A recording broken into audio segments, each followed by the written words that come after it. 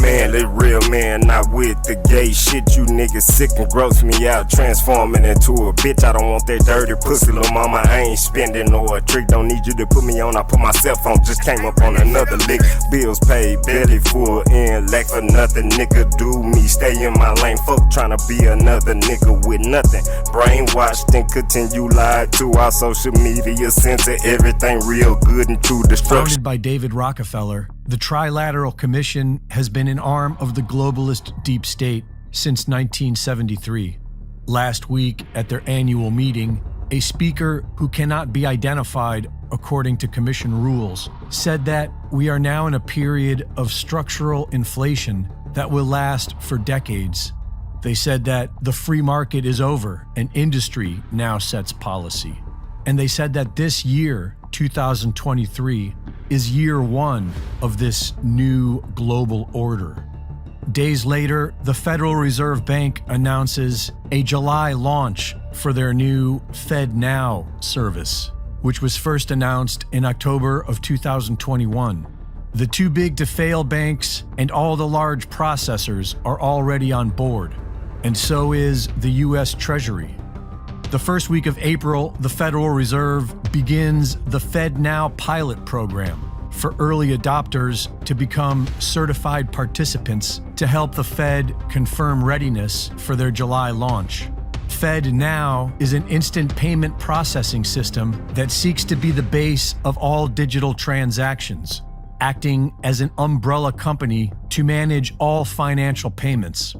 This has been shown to be the gateway to a central bank digital currency, CBDC. FedNow is much like the Reserve Bank of India's instant payment system, the Unified Payments Interface, or UPI. UPI has had huge success in converting rural communities into a complete cashless society. According to the International Monetary Fund, UPI democratized the payment system and paved the way for central bank digital currencies. Central bank instant payment processing is also how the Central Bank of Nigeria introduced its CBDC, eNaira, which has been, so far, violently rejected. You just can't believe how much this is not on people's radar. Not someone like you can't believe that at all, because it's on your radar all the time. That's not, you live in a world that's on the cutting edge of this sort of thing. It's like, people have no idea. It's like, well, why not have a digital passport? I mean, you know, how convenient. It's like, fair enough, and you can understand that. Wouldn't it be nice if we could pay for everything with our phones? It's like, wouldn't it be nice if the central government, who's woke-oriented and makes carbon dioxide remediation the priority, knows exactly what you spend on everything so they can target you tax-wise with precision? It's like, oh, didn't think about that. It's like, yeah, you sure didn't. And oh yes, it's highly probable. It'll be a miracle if we escape from that. You can see these signs of this everywhere. You know, when you go through airports now, there's a lot of automated barriers. You show your passport. It's like, well, these are automated barriers. What if you can't go through them? Well, that's the situation for many people in China. It's like, what are you going to do? You're going to argue with the machine? Like, you just cannot imagine how screwed you are. It's way worse than anything Kafka ever imagined, because at least with Kafka, there was bureaucrats. Faceless though they may have been, they were at least still human. Once the machines can lock you out, you are in such trouble. And we're speeding towards that. We think that there are four characteristics of, if we were to pursue a CBDC, it would at a minimum have the following four characteristics. First is intermediated. Second is privacy protected. But third is identity verified. So it would not be anonymous. It would not be an anonymous bearer instrument. And fourth is transferable or interoperable.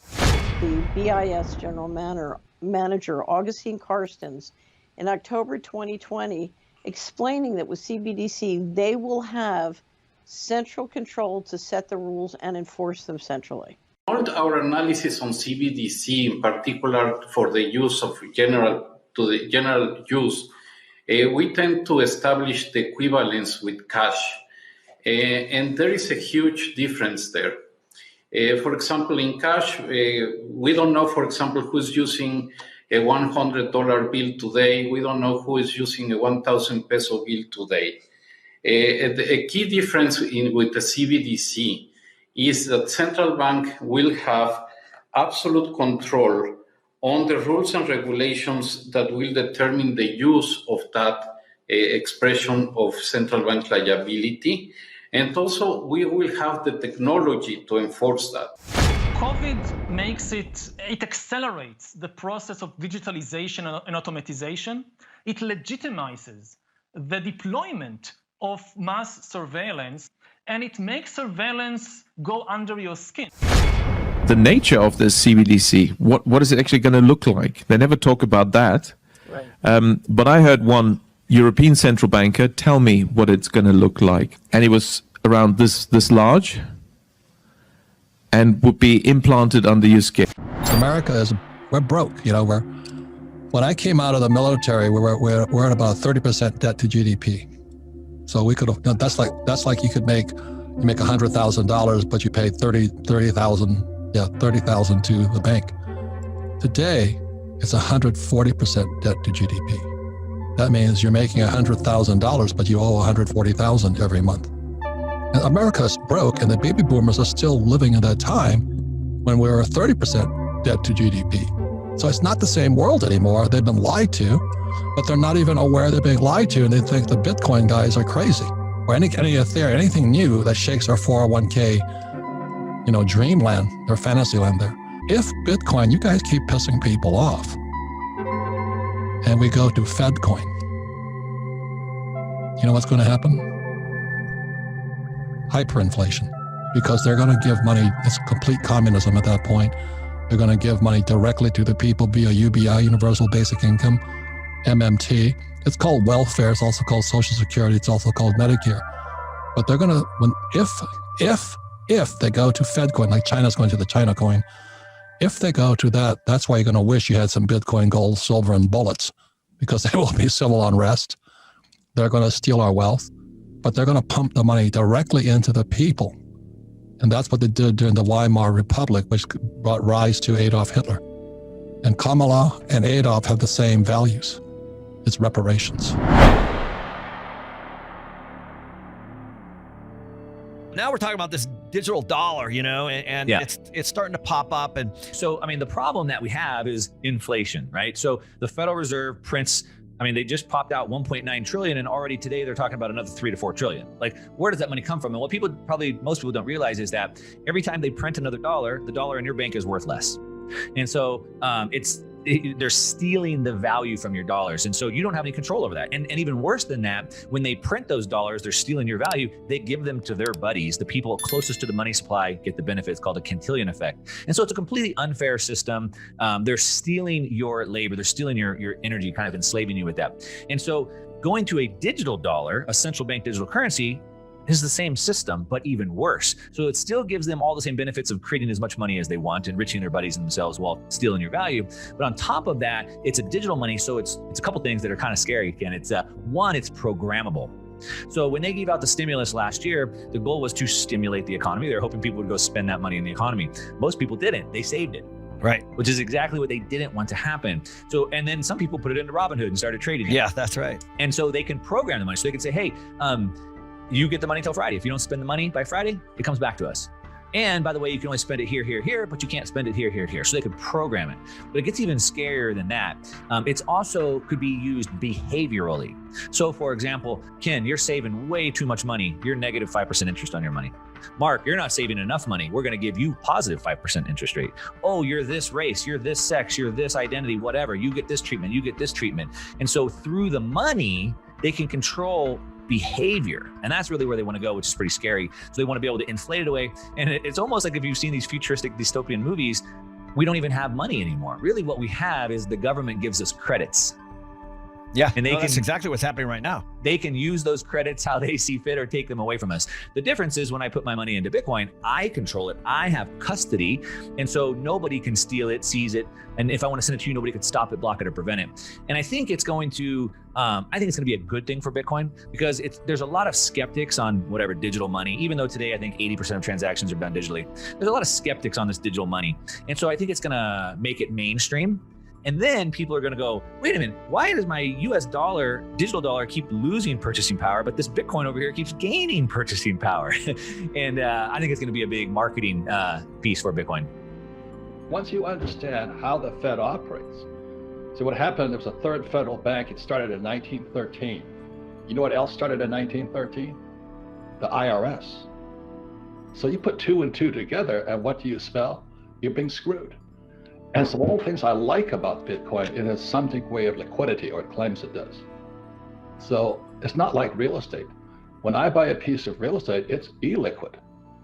And so if I make a mistake, I can't get out of it. See, that's the trouble with real estate, it's illiquid. Now this here is called paper. You know? This is, how do you spell Zimbabwe? This is the US dollar. This is the future of the US dollar. It's a piece of paper. And millions of people are working for this. They're chasing Bitcoin, which is not a bad idea, but this is God's money. It's been here since planet Earth was started. There's no doubt in my mind they're going to launch a digital dollar, right, or Fed coin. And what people need to understand is 2 things. One, it is no different than what the dollar is today. It's the same monetary policy, just in a new technology format. And all that means is now they have more controls than they had previously. Right. And the second thing is that if they launch a Fed coin, it is going to force everyone to get a digital wallet. And when they get everyone on digital wallets, more and more capital is going to flow to the soundest, hardest money. And so therefore what is actually going to happen is when they launch FedCoin, they're going to think that it is going to be a response to Bitcoin as a decentralized digital currency, but it's actually going to accelerate the adoption of that digital decentralized currency. And I think they know that. I think that's why they're actually not being so aggressive with it. But what people are not ready for is a world where the federal government actually has more power than they have now over the monetary supply. So here's 2 ideas for you. The first is China already ran this experiment. What happens when the US says, hey, we're going to give out a $1,200 stimulus check? By the way, you have 7 days to spend it. If you don't spend it, it expires. When you can actually put expiration dates on the money. When you can tell people, we're going to give you this stimulus check, but you can only spend it in certain places. All of a sudden, you hand that to millions and millions and millions of Americans. It's not so good.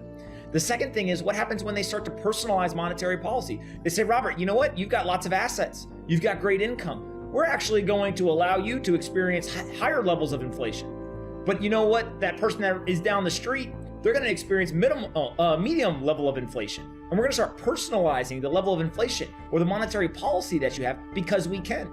Your music playlist is personalized, your Google Maps, your Uber and Lyft, your Google search results, everything in your life that is on a keyboard is personalized. Why is the money not? It's because they previously haven't had the technological ability to do it, but now they do. And so when you start to think through this and you say, wait a second, are they going to personalize monetary policy? Are they going to get more control? Are they going to get more surveillance capabilities? This is not going to be a net positive for most people. It's actually going to be a net negative